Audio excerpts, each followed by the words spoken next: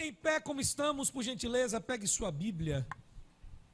Abra no primeiro capítulo do livro de Jó.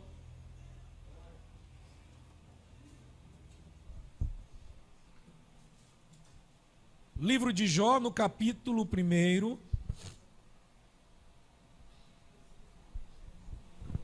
Hoje nossa leitura será longa, então vou precisar muito da sua ajuda.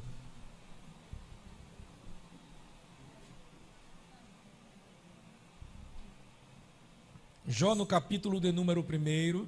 Se você abrir no meio da Bíblia, você vai puxar um pouquinho mais para trás e você vai encontrar o livro de Jó. Quero cumprimentar todos aqueles que estão nos assistindo agora através da nossa transmissão ao vivo. Que Deus possa estar te abençoando e te guardando. Você de casa que nos acompanha, solta a pipoca hoje, pega papel e caneta, para que você possa acompanhar com a gente, anotando os pontos importantes daquilo que Deus vai falar contigo. Eu creio que haverá uma mudança profética na tua vida nessa noite aqui. Jó no capítulo 1 vai nos dizer assim: havia um homem na terra de Uz, cujo nome era Jó, era homem íntegro e reto, que temia Deus e se desviava do mal. Nasceram-lhe 7 filhos e 3 filhas. Possuía ele 7.000 ovelhas, 3.000 camelos, 500 juntas de bois e 500 jumentas, tendo também muitíssima gente ao seu serviço. De modo que este homem era o maior de todos os homens do Oriente. Iam seus filhos às casas uns dos outros e banqueteavam, cada um por sua vez, e mandavam convidar as suas 3 irmãs para comerem e beberem com eles. E sucedia que, tendo decorrido o turno de dias de seus banquetes, enviava a Jó e o santificava, e levantando-se de madrugada, oferecia holocaustos, segundo o número de todos eles, pois dizia Jó: talvez meus filhos tenham pecado e blasfemado de Deus no seu coração. Assim o fazia Jó continuamente. Ora, chegado o dia em que os filhos de Deus vieram apresentar-se perante o Senhor, veio também Satanás entre eles. E o Senhor perguntou a Satanás: de onde vens? Satanás respondeu ao Senhor dizendo: de rodear a terra e passear por ela. Disse o Senhor a Satanás: notaste porventura o meu servo Jó, que ninguém há na terra semelhante a ele, homem íntegro e reto, que teme a Deus e desvia-se do mal. Então respondeu Satanás ao Senhor e disse: porventura Jó teme a Deus debalde? Não o tens protegido de todo lado a ele e a sua casa e tudo quanto tens? Não tens abençoado a obra das suas mãos e os seus bens se multiplicam sobre a terra? Mas estende agora a mão e toca-lhe em tudo quanto tem, e ele blasfemará de ti na tua face. Ao que disse o Senhor a Satanás: eis que tudo o que ele tem está no teu poder, somente contra ele não estendas a tua mão. E Satanás saiu da presença do Senhor. Pai, se algo em nós o Senhor quer mudar, começa, Senhor, a transformar dentro das profundezas da nossa alma aquilo que não te agrada em nós. Se algo em nós precisa de cura, que seja revelada a cura nesta noite.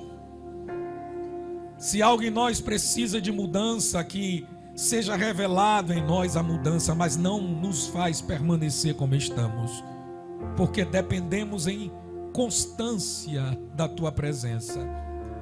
Então que tua graça sobrevenha sobre nós e sobre todos aqueles que compõem a nossa casa, de maneira que alcancemos graça aos teus olhos e ao teu coração. Transforma-nos, Senhor. Cura-nos, Senhor. Salva pessoas aqui nesta noite, pelo poder que há no nome de Jesus. Amém. E você senta glorificando a Jesus.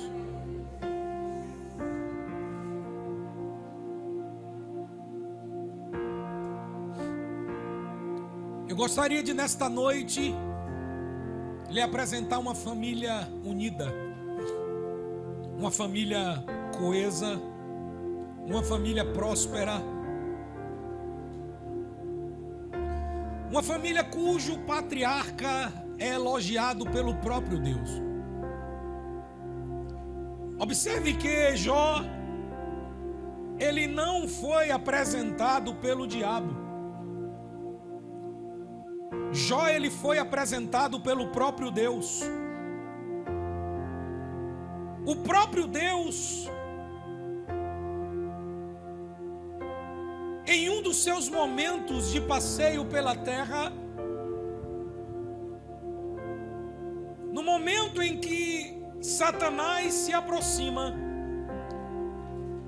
ele então apresenta Jó como um homem íntegro, temente a Deus e fiel em todos os seus princípios. O próprio Deus se agrada de Jó a tal ponto de fazer de Jó um cartão postal, de fazer de Jó uma referência admirável aos seus próprios olhos, e diz: porventura não tendes observado o meu servo Jó? Há obviamente aqueles que tratam a história de Jó como uma ideia de papel fictício, de uma ideia subjetiva, tornando o livro de Jó um livro novelesco, que contaria a história de alguém que não fosse real.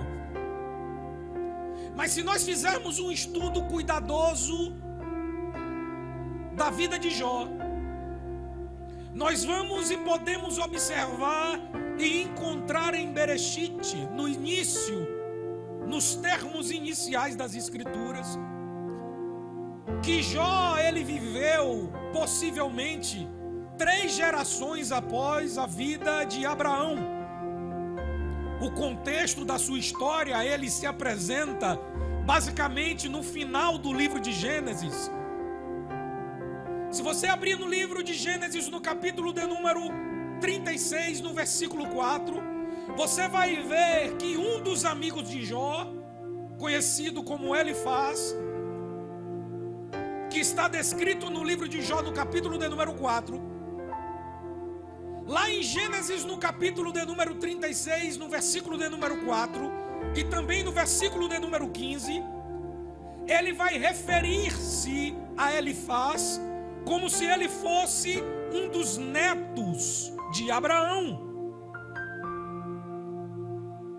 sendo ele lançado através da genealogia do casamento de Abraão com Quetura, a sua terceira mulher. É só nós olharmos de forma cuidadosa que perceberemos que trata-se da história de um homem real. De fato, Jó existiu. Não é um conto de fadas, não é uma história de carochinha. Jó foi um homem que de fato habitou na terra, e um homem o qual o Senhor se agradou. Vale lembrar também que nós lemos a Bíblia em um contexto em que nós achamos que os grandes homens de Deus das Escrituras eles foram provados pela manhã, oraram pela tarde e foram vitoriosos à noite. E se nós pudermos olhar as genealogias e o contexto cronológico da vida de Jó, nós podemos observar que o seu sofrimento, ele durou de cerca de 7 a 10 anos. Entre 7 a 10 anos de sofrimento intenso, insuportável, doloroso, que perferiu não apenas a pessoa nomeada como Jó, como também a toda a sua família. No texto que eu quero trazer aos irmãos nessa noite, a mensagem que eu quero discernir, eu quero tratar de 5 pontos em que Satanás agiu e interferiu na vida de Jó. As 5 áreas em que Satanás, de maneira proeminente, lançou a sua investida e astúcia sobre a vida de Jó, mesmo sendo através da permissão do próprio Deus. E se pudermos analisar de maneira mais lenta, eu não quero me tomar ou me ater mais ao ponto em que Jó sofreu, mas eu quero tomar e me ater ao tempo em que o Senhor virou o cativeiro de Jó. A primeira área, que se você quiser anotar, em que Jó ele foi acusado, atacado por Satanás, foi a área financeira. A Bíblia vai dizer, através do seu texto, que o escritor tomou um cuidado de dizer que Jó possuía 7.000 ovelhas. Você pode olhar para mim agora e dizer assim: mas pastor Felipe, 7.000 ovelhas não torna nenhum homem poderoso como porventura pode ter sido Jó. Que 7.000 ovelhas não é lá um número que pode tornar um homem uma grandeza tão poderosa como citamos acerca de Jó.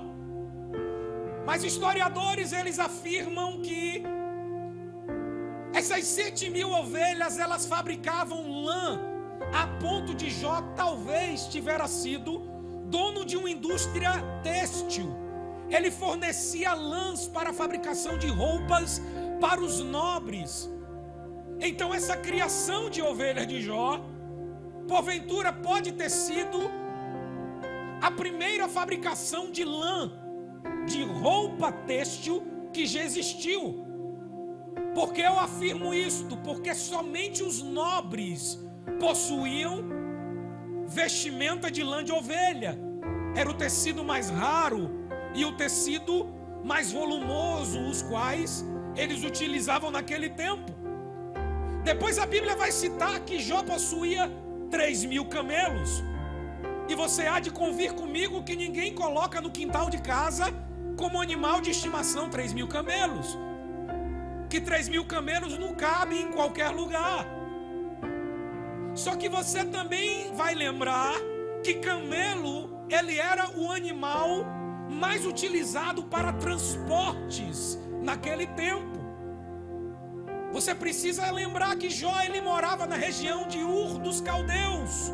É uma região desértica, cortada de desertos em todos os caminhos.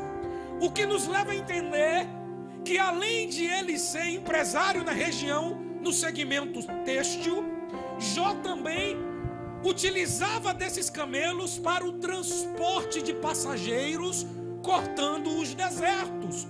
Era uma espécie de transporte rodoviário para todo aquele povo que estava residindo nos desertos. Então, Jó, ele era um grande empreendedor. A Bíblia também vai dizer que ele possuía 500 jumentas. Aqui no Nordeste, se a gente falar que um cara tem 500 jumentos, a gente vê o tempo inteiro jegue pela rua, mula pela rua. Você olha para mim e fala: mas pastor, 500 jumentas é lá motivo para você dizer que um homem possuía riquezas tão infundadas? Essas 500 jumentas a qual o texto se refere, elas são referidas para as mulas brancas daquele tempo. Para que serviam essas mulas? Para transporte de cargas, porque um jumento, ele é um animal muito resistente. Então os jumentos eles eram utilizados como transportadores de cargas naquele tempo. Olha só, e vai acumulando a quantidade. Eu já disse para você de 7.000 ovelhas. Eu já disse para você de 3.000 camelos que eram utilizados como transporte de pessoas. E agora eu estou te citando 500 jumentas que eram utilizadas para transporte de carga. Mas aí você vai ver aquilo que eu chamo da parte gorda da história. A Bíblia vai dizer que Jó possuía 500 juntas de bois. 500 juntas de bois, meus irmãos, não são 500 bois. Uma junta de boi, ela corresponde a 10 bois ladeados. E só tem junta de boi quem pretende arar a terra, quem pretende cuidar da terra para poder fazer o cultivo ou o plantio de alguma semente. Eu liguei hoje à tarde para alguns amigos que trabalham com fazendas, e um deles, ele me orientou acerca do assunto. Ele me disse: pastor, uma junta de boi, que são 10 bois, se você não quiser forçar muito boi, ela consegue comandar, liderar, fazer o arado da terra em cerca de meio hectare. 1 hectare equivale a 10 quilômetros de terra. 1 hectare. Então, se uma junta de boi transporta e consegue arar meio hectare, a cada 2 juntas de bois, 1 hectare, ele pode ser arado. Quem me acompanha diz amém. Isso quer dizer que aquelas juntas de boi que Jó possuía, as 500, eram capazes de arar com tranquilidade, sem peso, 250 hectares de terra. Isso corresponde, meus irmãos, a incríveis 2.500 quilômetros de terra. Eu estou te falando da distância de Feira de Santana ao Rio Grande do Sul. Esse era o tamanho das terras que Jó possuía. Se naquele tempo Jó quisesse visitar todas as suas terras, andando de camelo, há uma estimativa de ele conseguir em 1 ano e meio ver todas as suas terras. Jó, ele era um homem poderoso. Jó, ele era um homem riquíssimo, de riquezas incontáveis. E de maneira repentina, a Bíblia vai dizer que ele perde toda a sua riqueza. A Bíblia vai dizer que Jó perde tudo de maneira brusca, que Jó perde tudo de maneira que ele não conseguia controlar, que ele não conseguia explicar. Observe, Jó, ele era o maior transportador de cargas do seu tempo. Jó, ele era o maior transportador de pessoas no transporte rodoviário daquele tempo. Jó, ele era um grande empresário na indústria têxtil daquele tempo.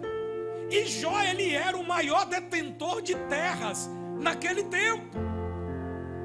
É por isso que a Bíblia afirma, aqui no livro de Jó, no capítulo de número 1, no versículo 3, que Jó era de modo o homem maior de todo o Oriente. Se a gente for corresponder essas terras de Jó em tamanho, no lugar em que ele habitava, nós estamos falando que Jó, ele era detentor de terras a ponto de tomar países inteiros como seu marco de território. O poder que Jó possuía, a força financeira que Jó possuía, As riquezas que Jó possuía eram incontáveis. E você pode entender comigo que no momento em que uma crise financeira desse tamanho é apresentada a nós, isso abala o emocional de toda uma família. Isso abala toda uma estrutura familiar. A preocupação começa então a surgir, porque tudo que foi construído ao longo do tempo ruiu, caiu.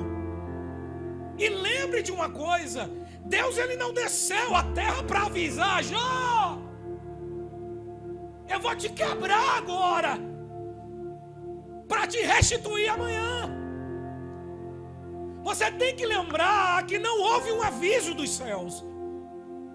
O céu não desceu para avisar, Jó, eu vou tomar tudo que você tem agora para amanhã te devolver o dobro. Olha para mim, você pode estar enfrentando uma crise tentando procurar respostas. Pode ser que você esteja enfrentando uma crise e você esteja cheio de perguntas.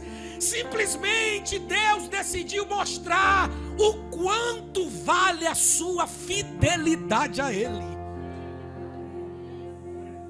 Pode ser que hoje você esteja enfrentando uma turbulência tão somente porque Deus decidiu colocar a sua vida em prova, para que você seja testado.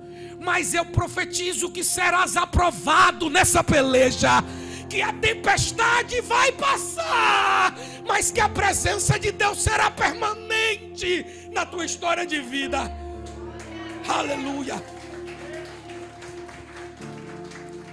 Mas você tem que convir comigo que isso gera um estado emocional de estresse em uma família. As noites que passam sem dormir, a vida se torna mais longa, as dívidas começam a aumentar. E você tem que entender que os justos também sofrem. Isso não significa que você esteja enfrentando um pecado, ou você vai procurar um erro para a sua crise. Simplesmente, meu irmão e minha irmã, Deus escolheu você para ser o termômetro da fé de alguém. Existem crises que atravessamos, que procuramos justificativas na terra, onde elas só são encontradas nos céus. Nem todo problema alguém tem culpa. Nem toda angústia foi causada por pessoas. Satanás, ele vai insistir em te desestruturar, a ponto de você desistir da tua salvação em Cristo Jesus. A primeira área então que foi atuado foi a área financeira. A segunda área em que Satanás ele tenta Jó são com seus filhos. Se você ler comigo o versículo de número 18 e o versículo de número 19 do livro de Jó, a Bíblia vai dizer que enquanto ainda falava, veio um homem e disse: os teus filhos e as tuas filhas estavam comendo e bebendo vinho na casa do irmão mais velho, e eis que sobreveio um vento, um redemoinho além do deserto. Veio um redemoinho além do deserto, que deu nos 4 cantos da casa, e ela caiu sobre os teus filhos, de sorte que todos morreram, e só eu escapei para te trazer essa notícia. Olha para mim, eu não quero aqui ferir ninguém que gosta de animais, mas você há de convir que perder vacas, perder camelos, perder jumentos pode machucar pela tua visão sim, financeira, porque no caso de Jó não havia sentimento. No caso de Jó não havia nenhum vínculo emocional. Ele perdeu 10 filhos em uma só vez. 10 caixões de uma só vez.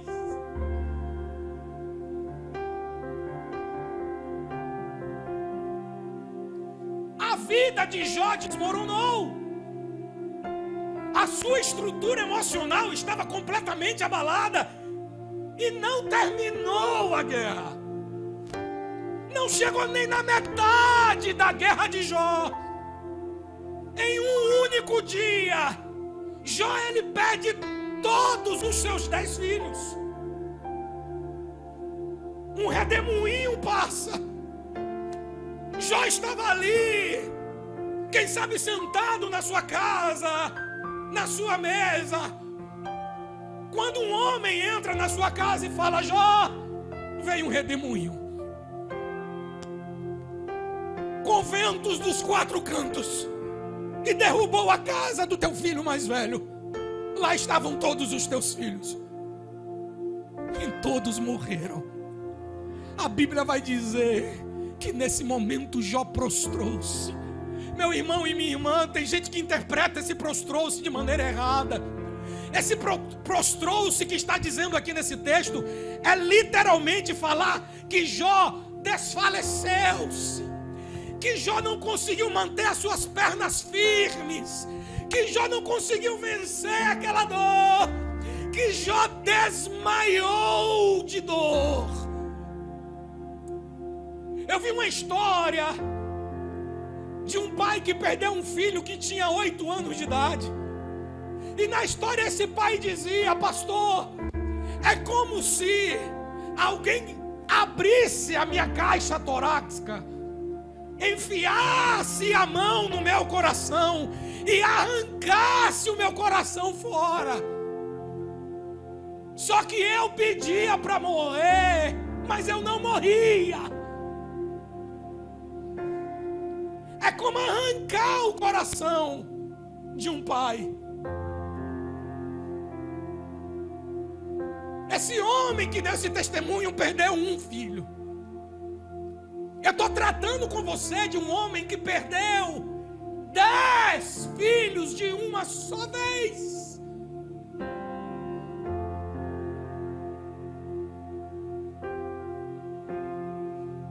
Muitos de nós estamos perdendo nossos filhos nesse mundo. E muito me entristece ver a juventude dos nossos dias se envolvendo com todo tipo de promiscuidade que existe. Crianças já nascem sabendo palavrões que eu nunca ouvi, falando pornografias que eu não sei de onde aprenderam. A multiplicação da comunicação está trazendo uma desgraça para toda a humanidade, a ponto que não se tem controle daquilo que as pessoas acompanham. Existia uma potestade demoníaca, uma divindade na região cananeia, no tempo anterior, chamada de Moloque. Moloque, em sua divindade, etimologicamente, origina a palavra moleque, que nós chamamos crianças. Esse moleque vem da divindade chamada Moloque.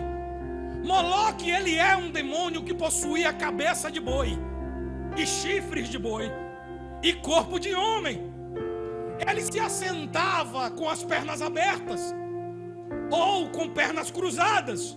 No meio das suas pernas existia uma bacia ou uma banheira. Essa banheira, os sacerdotes de Moloque, eles pegavam azeite e enchiam essas banheiras de azeite. Embaixo então desta banheira acendia-se fogo. Desta forma, no tempo da região cananeia, os pais pegavam então os seus filhos recém-nascidos e levavam esses filhos e jogavam na caldeira quente de azeite em sacrifício a Moloque. Crianças eram brutalmente assassinadas em nome de um deus pagão chamado Moloque. É o mesmo Deus que origina as circunstâncias de aborto. Todo aborto é um sacrifício a Moloque. Toda mulher que de maneira proposital, todo homem que de maneira proposital, por que homem, pastor? Porque o homem que manda tirar é tão vagabundo quanto qualquer outro ser humano.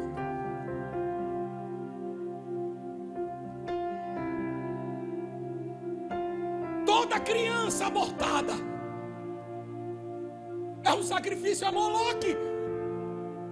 A Argentina, há pouco mais de 30 dias, ela aprovou uma lei que permite que o aborto seja legalizado. Aqui no Brasil existe um projeto de lei no Congresso Nacional que tenta implantar o aborto como se fosse legalizado nesse país. Existe uma potestade de Moloque querendo se infiltrar dentro do Brasil.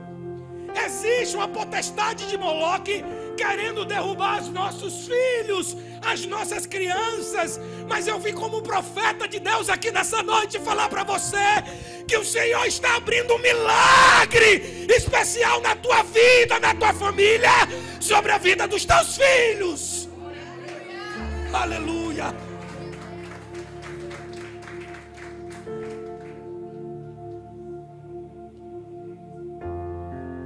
Então a primeira área de atuação em que Satanás fere Jó é na área financeira. A segunda área de atuação que Jó é ferido é na sua área gestacional, os seus filhos. A terceira área que Satanás ele prova Jó é na sua saúde. A Bíblia vai dizer no capítulo 2 do livro de Jó que Jó então é ferido com úlceras malignas. Eu estou falando com você de tumores espalhados do fio do cabelo até a ponta dos pés. Tumores purulentos. O que são tumores purulentos, pastor Felipe? Na linguagem nossa é pus mesmo. Ele foi tomado de tumores até dentro da sua própria boca. Uma junta médica norte-americana fez um estudo detalhado sobre a doença que contagiou a Jó. E eles chegaram à conclusão que foi uma doença chamada furunculose estafilocócia generalizada. É uma doença raríssima que atingiu Jó. Essa doença faz com que tumores sejam espalhados por todo o corpo, mas não é só isso. Essa doença também, ela elimina as cartilagens do corpo. No capítulo 2, no versículo 8 do livro de Jó, a Bíblia vai dizer que Jó em um momento ele pega um turvão chamado como caco de telha e se afasta para se coçar. Por que ele pega um turvão para se coçar? Porque naquele momento ele não tinha mais unhas, porque ele não tinha cartilagem. Isso significa que o nariz de Jó foi completamente desfigurado. Isso significa que as orelhas de Jó, elas foram completamente desfiguradas. Vai acompanhando e vai somando tudo aí. Ele perdeu toda a sua riqueza. Ele perdeu todos os seus filhos. E a sua saúde estava completamente arruinada. O homem mais poderoso do Oriente, quiçá o homem mais poderoso daquele tempo, estava vivendo um tempo crítico. Estava vivendo um tempo de sofrimento. Estava vivendo um tempo de crise absoluta. Um tempo de tristeza absoluta. Jó, ele não teve culpa de nada, mas ele sofreu. Jó, ele não teve causa para passar por essa turbulência, mas ele passou. E se Jó passou, você vai passar por essa guerra também. Você vai passar por essa tristeza também. Você vai enfrentar essa dor pelo poder do nome de Jesus. E você sairá vitorioso pela glória de Deus. Se você cresce, expresse da maneira que você recebe em nome de Jesus. Observe que você pode estar sendo atacado na área financeira. Observe que você pode estar sendo atacado por Satanás através dos teus filhos. Observe que você pode estar sendo atacado através do seu relacionamento interpessoal ou do seu casamento. A intenção do diabo é neutralizar você. A intenção do diabo é paralisar você a ponto que você não consiga se sair da situação e você blasfeme contra Deus. Mas Deus te trouxe aqui nessa noite para te dizer: não murmura, segue em frente. Para te dizer: segue em frente, que eu estou no controle de todas as coisas. Eu sei que a guerra está grande, mas eu não vou te deixar. Eu sei que a guerra está grande, mas eu não vou te abandonar. Levanta a tua mão para profetizar. Você vai passar por esta guerra.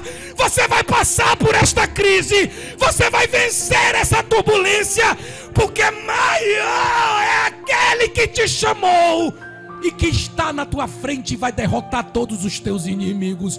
Levanta a tua voz aos céus e glorifica Jesus nessa hora, pelo poder do nome de Jesus. Eu estou tentando resumir o máximo que eu posso, mas tudo isso que eu estou falando eu vou falar detalhadamente nas próximas semanas. Nós passaremos mais 5 semanas ou 6 semanas tratando detalhadamente cada pedaço da vida de Jó, cada pedaço da vida desse homem, que é uma referência para toda a humanidade. A primeira área, qual foi a primeira área que ele foi atingida? A sua área financeira. A segunda área, os seus filhos. A terceira área, e qual é a quarta área? Seu casamento. O casamento de Jó entra em crise, porque a sua mulher não era acostumada com aquele cenário. A sua mulher não era acostumada a viver aquela turbulência. Ela se casou com um homem de maior referência em todo o Oriente, o maior dos homens de todo o Oriente, e agora ela estava casada com um moribundo. Um homem que para a sociedade era chamado de amaldiçoado. Um homem que a igreja diria: você é amaldiçoado. Um homem que a teologia da prosperidade diria: você está repleto de pecado. Mas um homem que a Bíblia diz: homem bom, homem íntegro, temente a Deus. O mundo te olha diferente daquilo que você é. O mundo está te julgando pelo teu momento de hoje.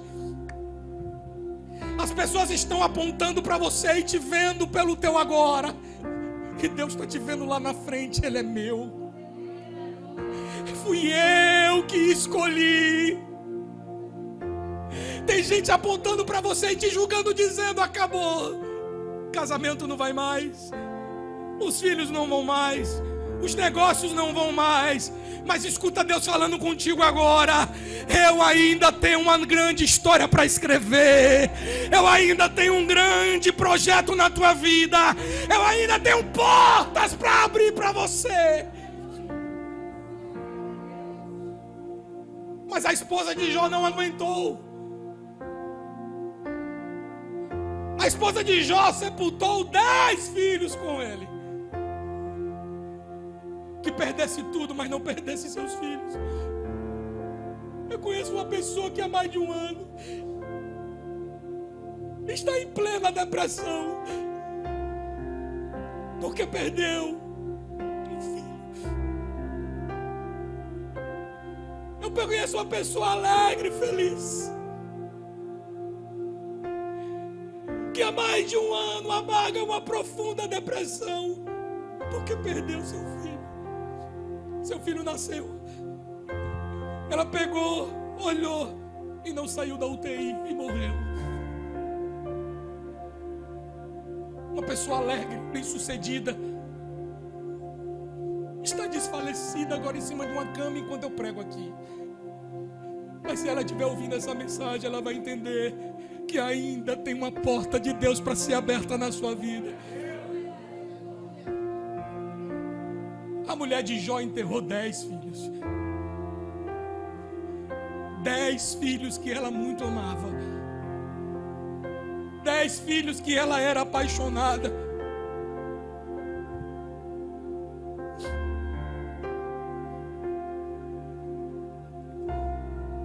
Ela passa por toda essa crise, enfrenta toda essa guerra. E eu já vi muitos pregadores pegar e bater na mulher de Jó e dizer que ela abandonou, que ela amaldiçoou a Deus. É por isso que é muito complicado a gente dar microfone para quem não entende de Bíblia.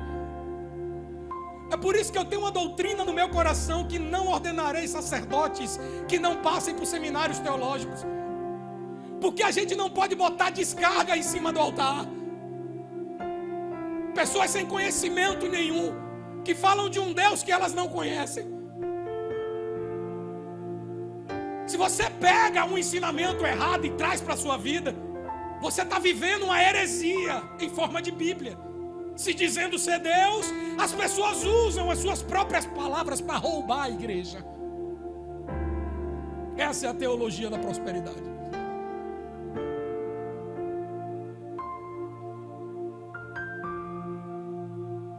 Existe um texto muito conhecido, em que em Jó capítulo 2, versículo 8, a Bíblia vai dizer que a mulher de Jó olha para ele e fala, e Jó tomando, versículo 9, então sua mulher lhe disse, ainda retens a tua integridade, blasfema contra Deus, ou seja, amaldiçoa o teu Deus e morre. Na sequência do texto a Bíblia vai dizer que Jó responde, como fala qualquer doida, assim também falas tu. Recebemos de Deus o bem e não recebemos o mal. Em tudo isto não pecou Jó com seus lábios. Você tem que entender, naquele tempo não existia o conceito de vida eterna. O conceito de vida eterna, ele só surge na terra através de Jesus. Então naquele momento, todo mundo entendia que a morte era o ponto final. Eles não acreditavam na teoria de vida além da morte. Eles acreditavam num descanso eterno. Então o que é que a mulher de Jó estava querendo falar? Ela estava querendo dizer, para o teu sofrimento, cessa o teu sofrimento, morre, Jó, que teu sofrimento interminável vai passar. Morre, Jó, que vai acabar toda esta tua angústia. Ela estava naquele momento, na verdade, tentando tirar o seu marido da dor, tentando salvar o seu próprio marido de tanto sofrimento. E Jó, ele chega e fala, você fala como uma doida, não temes tu a Deus? A palavra louco, ela vem da palavra Nabal, que quer dizer ser louco, que quer dizer não temer a Deus. Só que não se comportar como louco quer dizer nebalote. E a palavra que é usada nesse termo original é nebalote. O que quer dizer nebalote? Pare de se comportar como louco. Pare de se tratar como alguém que não teme a Deus. Você está se comportando como alguém que não teme a Deus. Você está se comportando como alguém que não acredita no Senhor. É como se Jó estivesse dizendo no seu momento de maior dor. É como se Jó estivesse naquele momento de intensa crise dizendo, eu ainda creio em uma porta que vai abrir. Eu ainda creio em o Deus que faz milagres. Hoje eu posso estar morrendo, mas se preciso for, Ele vai me ressuscitar, porque eu creio no Deus que tudo pode. Esse é o Deus que eu creio. É por isso que a Bíblia vai dizer que Davi diz: a minha alma não te louvará na sepultura, porque não existia conceito de vida eterna. Salomão, ele vai dizer: o que acontece aos homens também acontece aos animais. Ou seja, não há uma relatividade programada para a vida eterna.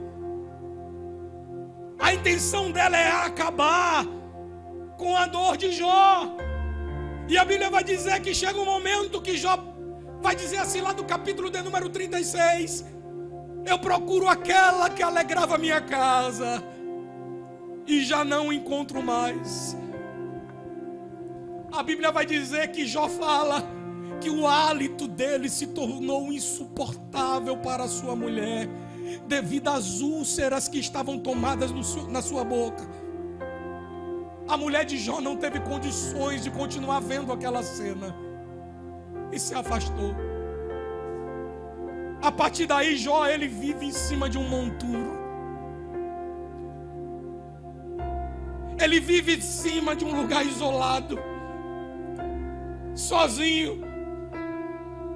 E aí é nesse momento que se aproxima a quinta e última forma que Satanás atacou a vida de Jó. Se você pegar o estudo relativo da vida de Jó, você vai ver que 4 amigos se aproximaram de Jó. E do capítulo de número 4 até o capítulo de número 38, toda a extensão do livro de Jó é simplesmente Jó se defendendo das acusações dos seus amigos. Do capítulo 4 até o capítulo 38 é uma defesa que Jó programa para se defender de tamanhas acusações, de tamanhas infortunações. Jó estava vivendo uma crise absoluta, uma crise recorrente. Perdeu sua riqueza, perdeu seus bens, perdeu seus filhos, perdeu completamente a sua saúde, estava perdendo o seu casamento e agora estava sendo acusado pelos seus próprios amigos. A Bíblia diz que 4 amigos de Jó se aproximaram dele para tentar ajudá-lo. Olha para mim. Se aproximaram de Jó para tentar socorrê-lo. O nome deles era Elifaz, Bildade, Zofar e Eliú. E eles então, em um consenso, eles se aproximam de Jó. Eles se assentam no monturo ao redor de Jó. E eles fazem um jejum de 7 dias, sem citar uma palavra. Porque existia uma tradição na Idade Média em que dizia que 7 dias de jejum era capaz de eliminar qualquer tipo de problema. Então os 4 amigos de Jó vão até ele para tentar socorrê-lo, vão até ele para tentar ajudá-lo. O primeiro amigo de Jó, chamado Elifaz, aquele que era o mais velho, ele discute com Jó dentro do campo da religião. O segundo amigo de Jó, ele discute com Jó, chamado Bildade, dentro do campo da filosofia. O terceiro amigo de Jó, cujo nome era Zofar, ele discute com Jó dentro do termo sociológico dos seus problemas sociais. Só que Eliú, ele era o mais novo. E existia também uma cultura que dizia que sempre na presença de mais velhos, o mais novo deve permanecer calado até que aquela discussão termine. Então Elifaz começa então a sua discussão, atacando Jó no campo da religião, dizendo: você pecou. Você está assim porque você pecou. Só pode ser porque 7 dias se passaram em silêncio absoluto. não havia um diálogo. Eles estavam em jejum pela cura de Jó. E depois de 7 dias, quando rompeu o 8º dia, a Bíblia vai dizer, naquele momento, que ele se levanta e fala: você está em pecado, e por conta do teu pecado o Senhor tem pesado a mão sobre ti, e está tomando tudo que você tem.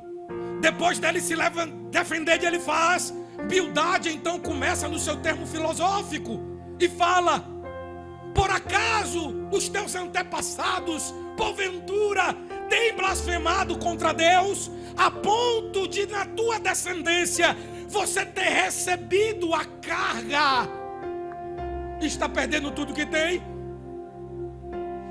Zofar então se levanta e fala no termo sociológico: o teu pecado é proveniente do adultério. O seu problema é que você tem cobiçado a mulher do próximo. E eles começam a julgar Jó.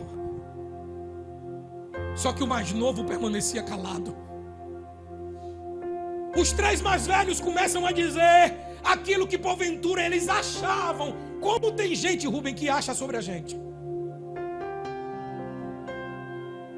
Como tem gente que te julga sem te conhecer, sem saber quem você é? Você é julgado, você é acusado. Quantas pessoas que não te conhecem apontam o dedo para você? Quanto sofrimento você já passou devido à inveja?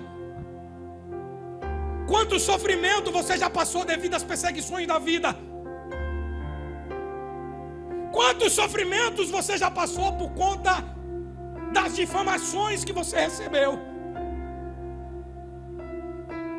Mas maior é aquele que te chamou para essa obra. A tua casa vai continuar de pé. Escuta isso aqui. O diabo não tem poder sobre a tua casa e sobre a tua família. O diabo não tem poder sobre a tua vida e sobre os teus bens. O diabo não tem poder sobre a tua saúde. O diabo não tem poder sobre a tua história. Você venceu porque Cristo morreu por você e pagou o preço devido pela tua vida. Então a acusação do diabo não vai te atingir. Então perturbação de Satanás não vai te atingir, porque maior é aquele que te chamou e que te separou para essa obra. Se você crê nisso, faça alguma coisa nesse lugar, pelo poder do nome de Jesus. A porta de vitória está se abrindo sobre você agora. Aleluia. Ele já tinha sido arguído no campo da religião. Ele já tinha arguído no campo filosófico. Ele já tinha sido arguído no campo sociológico. Quando todos falaram, o mais novo, chamado Eliú, ele olha para Jó, todos esperando a sua palavra, e fala: Jó, eu escutei todo mundo aqui, mas eu só tenho uma coisa para dizer a você. Deus sempre tem razão. Você não entendeu. Eu vou repetir para você entender melhor. Jó, João, Pedro, Tiago, Renata, Mônica, escuta isso aqui, Berg.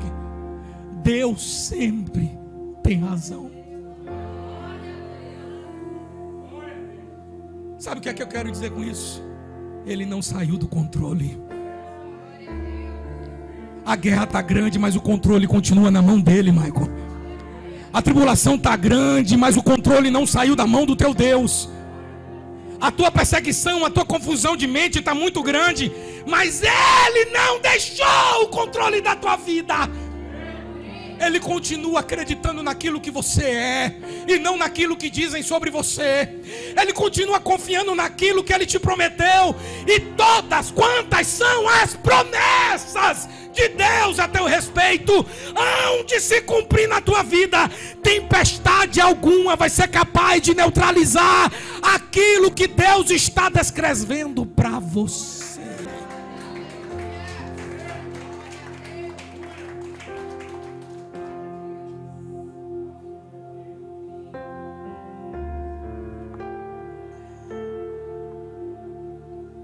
No meio dessa contenda, a gente precisa entender que a Bíblia não é romance. E a gente romantiza demais as histórias. Nos tornamos românticos nessa história de Jó. Oh, que homem bom!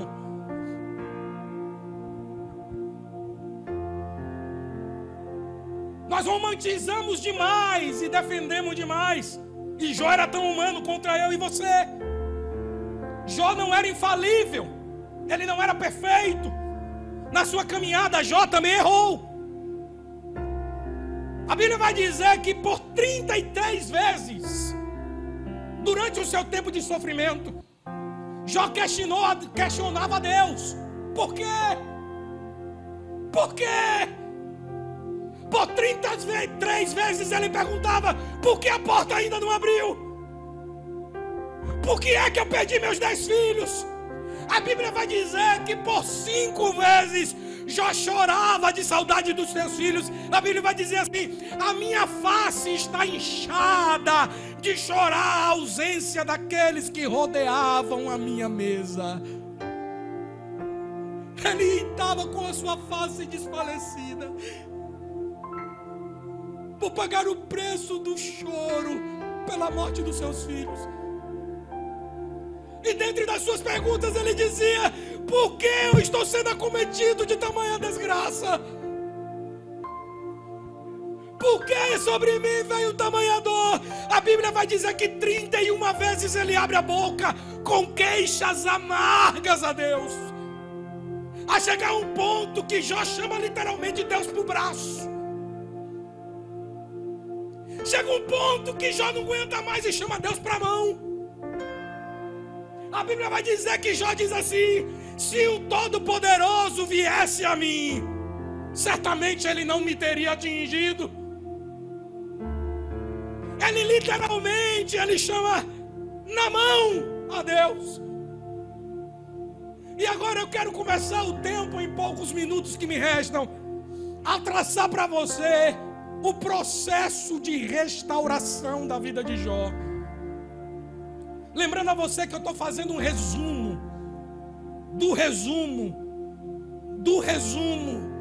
da vida de Jó. Existem uma riqueza de detalhes dentro dessas linhas que nas próximas semanas eu vou traçar junto com você, e a tua casa vai ser reestabelecida financeiramente, e o teu casamento vai ser reestabelecido, e os teus bens e as tuas riquezas serão implantadas na tua mão. Aquela causa na justiça vai sair nas próximas semanas. Aquele processo que está emperrado vai ter porta aberta nas próximas semanas. O teu casamento e os teus filhos serão restaurados, e o Senhor vai restaurar toda a tua vida. Eu tenho profetizado que esse ano é um ano de honra dobrada sobre a vida daqueles que acreditam no milagre. Se tem alguém aqui que acredita no milagre, levanta a tua mão e glorifica Jesus. Aleluia.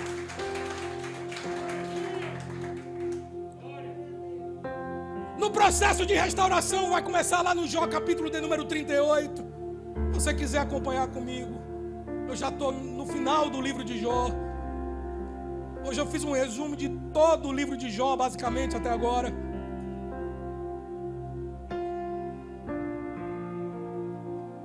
A Bíblia vai dizer que Jó estava sentado no seu monturo,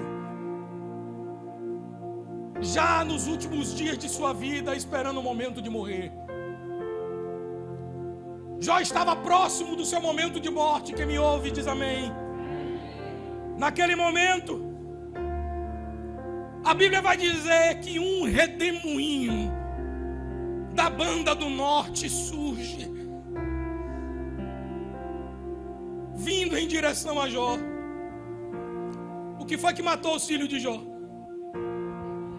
O que foi que matou os filhos de Jó? E por que Deus aparece em um redemoinho? Porque Deus sempre vai agir na tua vida através e a partir da tua maior dor.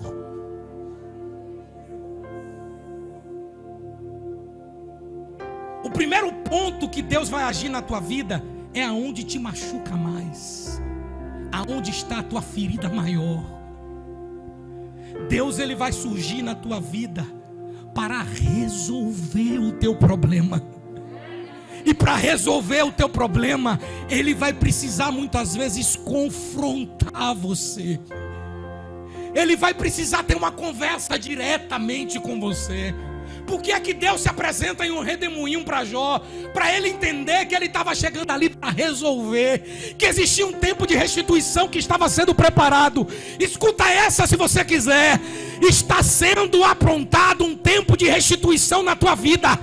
Lá na frente você não consegue ver, mas Deus já começou a projetar cada pedaço de vitória que está sendo preparado para você, cada pedaço de conquista que está sendo separado para a tua vida, cada pedaço da tua história de dor vai ser transformado em honra dobrada, porque para cada dia de sofrimento o Senhor está projetando uma dupla honra sobre a tua casa. Ah, levanta a tua mão e adora a Deus aqui. Mas você crê? Ou tu só está empolgado comigo hoje? Eu não brinco de ser profeta. Eu tenho 3 dias estudando esse texto, chorando, me emocionando com essa história,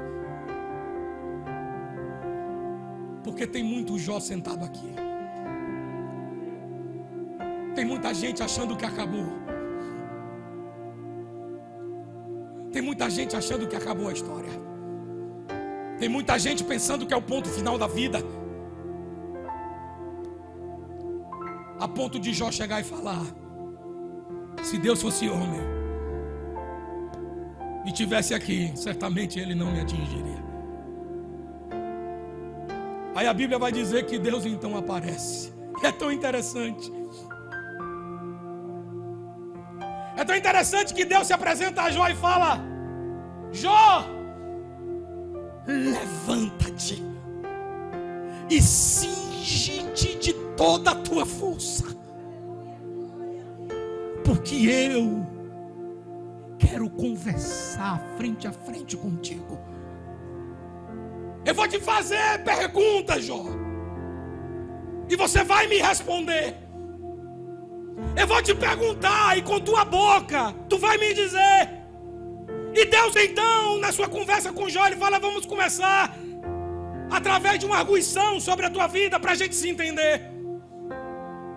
Jó, onde estavas tu quando eu lancei o fundamento da terra? Jó então olha para Deus e fala: eu não sei responder. Deus então continua a pergunta que está lá em Jó capítulo 38 e diz: onde estavas tu quando eu lancei então as colunas de sustentação da terra? Jó então fala para Deus: eu também não sei. Também não sei onde estava. Então me responde essa aqui, Jó. Desde que começaram os teus dias, você deu alguma ordem à madrugada? Ou mostrou ao nascer do sol qual é o seu lugar? Jó, não, de maneira alguma. Por acaso, Jó, você entrou no mais profundo mar, ou passeaste pelas portas do abismo? Jó então olha para Deus e fala: não. Então me responde essa, Jó. Onde mora a luz? Qual é o código postal da luz? Jó, me responde essa então, Jó. Aonde mora o vento? Aonde é que o vento dorme? Ou que o vento para? Ou quem sabe me diga qual é o peso do vento? Deus, ele fez 56 perguntas a Jó, e Jó não conseguiu responder nenhuma. Então Deus olha para Jó e diz assim: Jó, eu vou te apresentar, eu vou te dizer quem eu sou, Jó. Eu chamo os raios pelo nome, e eles se apresentam a mim e me dizem: eis-me aqui. Eu digo aos ventos: venham, e eles vêm. Eu digo aos rios: nasçam, e eles nascem. Eu digo aos rios: parem, e com o sopro da minha voz, eles congelam. O que é que Deus quer dizer para isso com Jó? Jó, eu não saí do controle da tua vida. Eu não deixei o controle da tua vida na mão de ninguém. Eu não passei a tua vida despercebido. Eu tenho um plano para você, Jó. Você pode trocar Jó pelo teu nome. Eu tenho um plano para você, Jó. Eu tenho um plano de restauração da tua vida, Jó. Eu tenho um plano para restituição da tua vida, Jó. Para de acreditar em palavras de quem não acredita em você.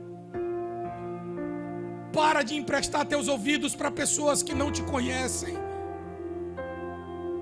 que pedem tua ajuda para usar você, para usar da tua boa vontade, do teu bom coração. Mas sabe o que é que vai nascer nesse ano? Amizades verdadeiras vão te rodear. Pessoas que vão te aproximar de Deus e vão te afastar das amarras do diabo. Pessoas que vão te afastar de profundezas das trevas e vão te levantar para resplandecente luz. O que você precisa não é de palavras de homem, é de caminhada com Deus, porque é Ele que te aproxima do caminho da verdade. Deus então vira para Jó e fala assim: Jó, espera um pouco, Jó, que eu vou ali conversar com teus amigos agora. Deus então sai no capítulo de número 39, desculpe, 42, no versículo de número 7. Se você puder abrir comigo, eu já estou terminando, por gentileza. Não me deixe não.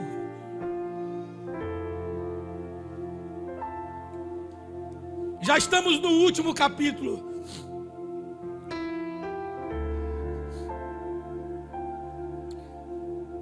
Jó capítulo 42, no versículo 7. Ao contrário do que muita gente pensa, restauração na vida de Jó, ela não aconteceu na área financeira. A primeira área que o diabo tentou a Jó, a primeira área que o diabo tentou destruir a vida de Jó foi na área financeira. Mas não é através da área financeira que Deus vai restaurar a vida de Jó.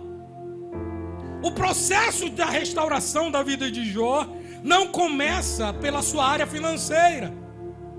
Sabe o que é que eu quero dizer com isso? Que sua vida financeira não é a prioridade de Deus. Olha para o lado e fala isso para a pessoa do outro lado aí. A tua vida financeira não é a prioridade de Deus. Fala assim comigo: ai, Jesus,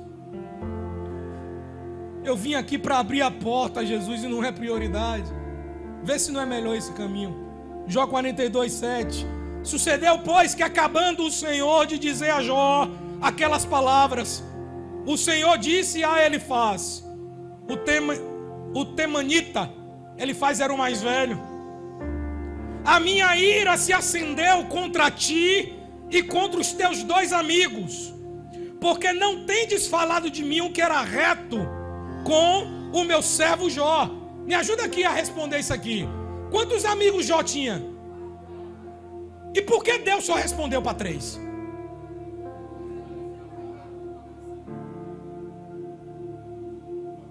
Porque 3 acusaram e 1 acreditou. Tem alguém perto de você que acredita que você vai virar o jogo ainda. Tem alguém que Deus colocou do teu lado que acredita naquilo que Deus pode fazer na tua vida. Sabe quem é, Marcílio? Thaís. Sabe quem é, Pedro? Olha para o lado. Sabe quem é, Felipe? Paula. Tu sabe quem é, Rubem? Sara. Deus sempre vai colocar alguém do teu lado que acredita naquilo que Ele ainda vai fazer. Deus sempre vai pôr do teu lado pessoas que vão acrescentar. Mas o nosso problema é que a gente só acredita em quem subtrai. Nós costumamos valorizar quem sai. Nós costumamos valorizar quem nos deixa. A gente chora por elas. Ei, confia que tem porta nova de Deus para você ali na frente. Pastor, mas eu não tenho ninguém. Calma. Calma que tem porta nova de Deus sendo aberta na tua vida agora.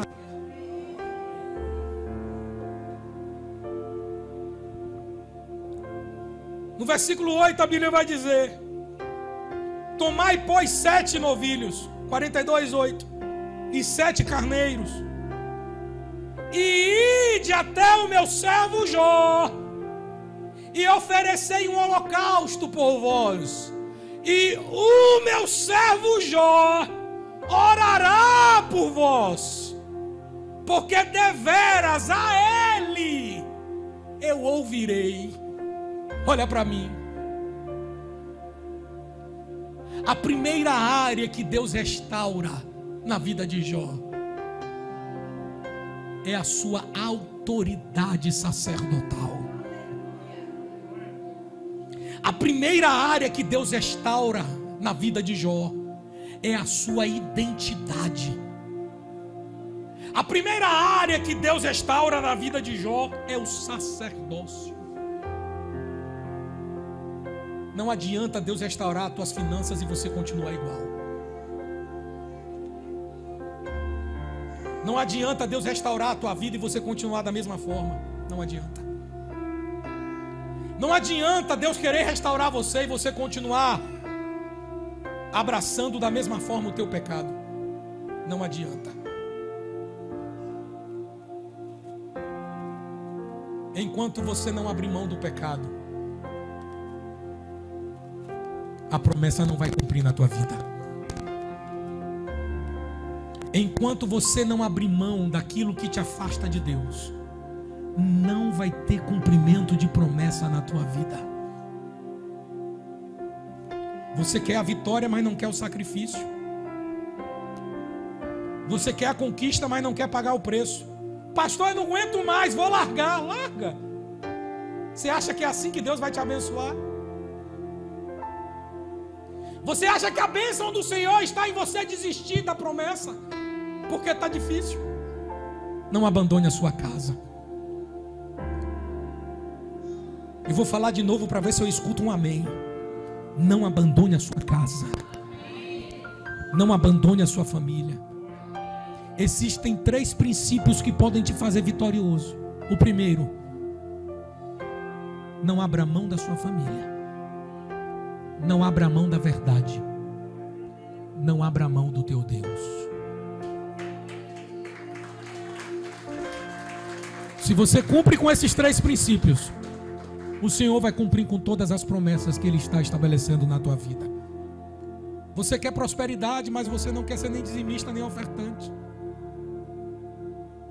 Pastor, isso é princípio de prosperidade, não é obrigatório, mas é princípio. Você quer ter o casamento restaurado, mas você quer viver uma vida de promiscuidade. Continua no WhatsApp com quem não deve, vendo foto de quem não deve. Ah, mas eu quero ter uma família. De que jeito? Qual mulher te aguenta? Que mulher vai aguentar um homem prostituto como você? E você reclama da sua.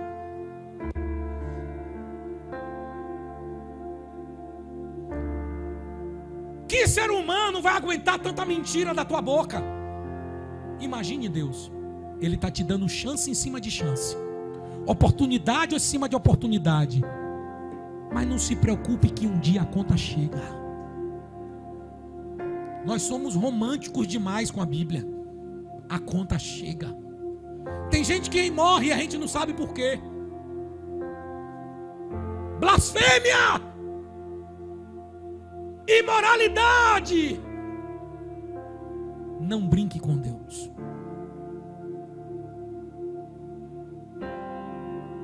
Eu vou te dar uma chance hoje de você recomeçar. Não sou eu que estou falando, é Deus.